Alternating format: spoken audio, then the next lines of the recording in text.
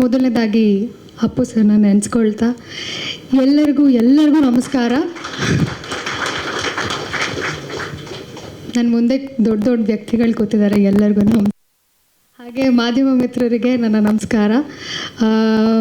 ತುಂಬ ತುಂಬ ತುಂಬ ಖುಷಿ ಆಗ್ತಿದೆ, ಯಾಕಂದರೆ ಮೋಸ್ಟ್ ಅವೇಟೆಡ್ ಪ್ರಾಜೆಕ್ಟ್ ಅದು ಅಂದೊಂದಿತ್ತು ಕಾಲ ಅಂತ. ನಾನಂತೂ ತುಂಬ ಎಕ್ಸೈಟ್ ಆಗಿದ್ದೀನಿ. ನೆನ್ನೆ ಸಾಂಗ್ ನೋಡಿದಾಗಿಂದನೂ ತುಂಬ ಖುಷಿಯಾಗಿದೆ. ಆ್ಯಂಡ್ ನಿಮ್ಮೆಲ್ಲರ ರೆಸ್ಪಾನ್ಸ್ ಒನ್ಸ್ ಮೋರ್ ಅಂದಂಗಂತೂ ತುಂಬ ಖುಷಿ ಆಯಿತು. Thank you so much. And ಅದ್ಭುತವಾಗಿ ಮ್ಯೂಸಿಕ್ ಮಾಡಿರೋ ನಮ್ಮ ರಾಘವೇಂದ್ರ ಸರ್ ನಿಜವಾಗ್ಲೂ ತುಂಬ ಚೆನ್ನಾಗಿದೆ. ಆ್ಯಂಡ್ ಮೊದಲನೇದಾಗಿ ನನ್ನ ಇಡೀ ಅನ್ನೋದು ಕಾಲ ಟೀಮ್ಗೆ ಕಂಗ್ರ್ಯಾಚುಲೇಷನ್ಸ್ ಹೇಳೋಕ್ಕೆ ಇಷ್ಟಪಡ್ತೀನಿ. ಮೊದಲನೇ ಸಾಂಗ್ ಅಷ್ಟೊಂದು ಹಿಟ್ ಆಯಿತು, ಅಷ್ಟೊಂದು ಟ್ರೆಂಡಿಂಗ್ ಆಯಿತು, ವೈರಲ್ ಆಯಿತು. ತುಂಬ ಖುಷಿ ಆಯಿತು. ನಮ್ಮ ಚಿತ್ರ ನಮ್ಮ ಹೆಮ್ಮೆ ಅಂತ ಖುಷಿ ಆಯಿತು. ಇದು ಕೂಡ ಹಾಗೆ ಆಗಬೇಕು ಅನ್ನೋದು ನನ್ನ ಆಸೆ, ನಮ್ಮ ಇಡೀ ತಂಡದ ಆಸೆ. ಹಾಗೆ ಆಗುತ್ತೆ ಕೂಡ.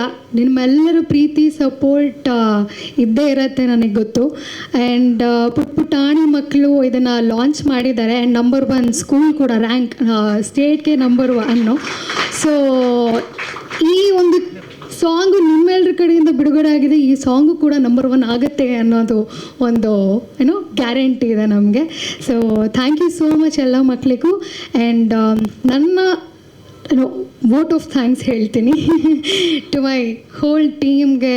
ತುಂಬ ತುಂಬ ಥ್ಯಾಂಕ್ಸ್. ನನಗೆ ಒಂದು ಮೂವಿನಲ್ಲಿ ಸಣ್ಣ ಪಾತ್ರ ಆಗಿದ್ದರೂ ಅದೊಂದು ತುಂಬ ಒಂದು ಸ್ಯಾಟಿಸ್ಫ್ಯಾಕ್ಷನ್ ಕೊಟ್ಟಿರುವಂಥ ಪಾತ್ರ ನನಗೆ. ಆ್ಯಂಡ್ ವಿನಯ್ ಸರ್ ಜೊತೆ ಆ್ಯಕ್ಟ್ ಮಾಡಿದ್ದು it's a great big thing. ನನಗೆ ತುಂಬ ಖುಷಿ ಆಯಿತು ಅವ್ರ ಜೊತೆ ಆ್ಯಕ್ಟ್ ಮಾಡೋದಕ್ಕೆ. ಆ್ಯಂಡ್ ತುಂಬ ವೆರಿ ಕಂಫರ್ಟಬಲ್ ಫೀಲ್ ಮಾಡಿಸಿದ್ದಾರೆ ಹೋಲ್ ಸೆಟ್ಟಲ್ಲಿ. ಅದೊಂದು ತುಂಬ ಖುಷಿ ಆಯಿತು sir. Thank you so much.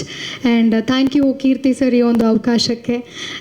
Sir finally movie release ಆಗ್ತಿದೆ. ನಗಾಡಿ ಸರ್, ಯಾಕೆ ಇಷ್ಟು ಸೀರಿಯಸ್ ಆಗಿದ್ದೀರಾ?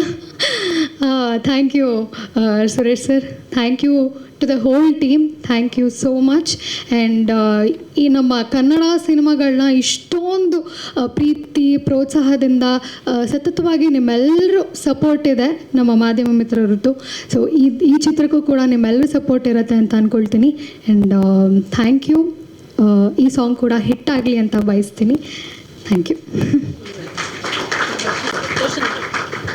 ಸರ್.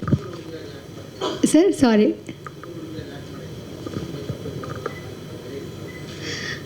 ಚೆನ್ನಾಗಿತ್ತು ಸರ್. ಅಂದರೆ ನನಗೂ ಆ ಸ್ಕೂಲ್ ಮುಗಿಸಿ ತುಂಬ ಟೈಮ್ ಆಗಿರಲಿಲ್ಲ. ನನಗೂ ಒಂದು 3-4 ಇಯರ್ಸ್ ಆಗಿತ್ತಷ್ಟೇ. ಸೊ ಮತ್ತೆ ನಾನು ಯೂನಿಫಾರ್ಮ್ ಹಾಕ್ಕೊಳ್ಳೋದು ಒಂಥರ ಖುಷಿ ಆಗ್ತಿತ್ತು.